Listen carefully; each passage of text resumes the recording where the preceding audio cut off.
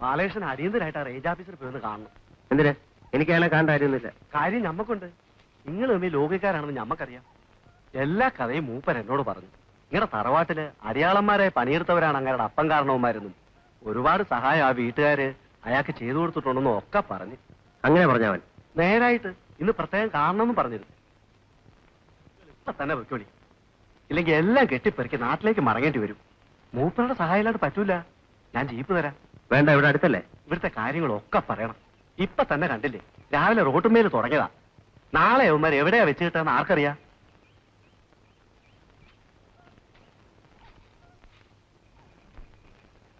എല്ലാ കോപ്പിലും ഇത് പതിവാ.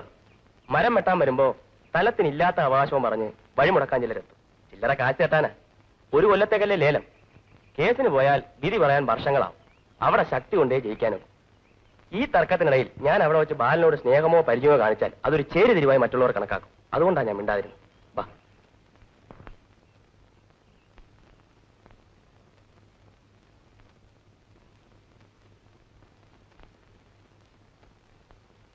ഇരിക്കൂ.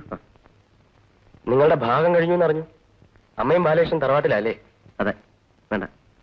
അപ്പോ അമ്മയ്ക്കാരാ കൂട്ട്? ആരുമില്ല. ബാലൻ വേറെ ജോലിക്കൊന്നും ശ്രമിച്ചില്ലേ? ആദ്യത്തെ ശ്രമത്തിൽ ഓർമ്മയുണ്ടല്ലോ, ഇന്റർവ്യൂവിന് നമ്മൾ ഒരുമിച്ചായിരുന്നു.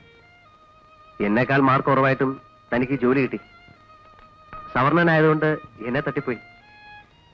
സത്യത്തിൽ ഒരു നായരായി ജനിച്ചതിൽ അന്നാണ് എനിക്ക് ദുഃഖം തോന്നിയത്. പിന്നെ ഒരു കാരണം അല്ലെങ്കിൽ മറ്റൊന്നുകൊണ്ട് ഒന്നും തരപ്പെട്ടില്ല. Now I am quite happy with this job. കഴിക്കൂ. മൂപ്പം പറഞ്ഞ കാര്യത്തിൽ സണ്ണിയുടെ സഹായം വേണം. ഷുവർ. നിങ്ങളുടെ ആവശ്യത്തിന് ഞാനൊരാളെ ഏർപ്പാട് ചെയ്തിട്ടുണ്ട്. അയാൾ വേണ്ടത് ചെയ്തു തരും. ജോസ് എന്നാണ് പേര്. ആദിവാസികളുടെ ഇടയിൽ അയാൾക്ക് നല്ല സ്വാധീനമുണ്ട്. A fearless social worker.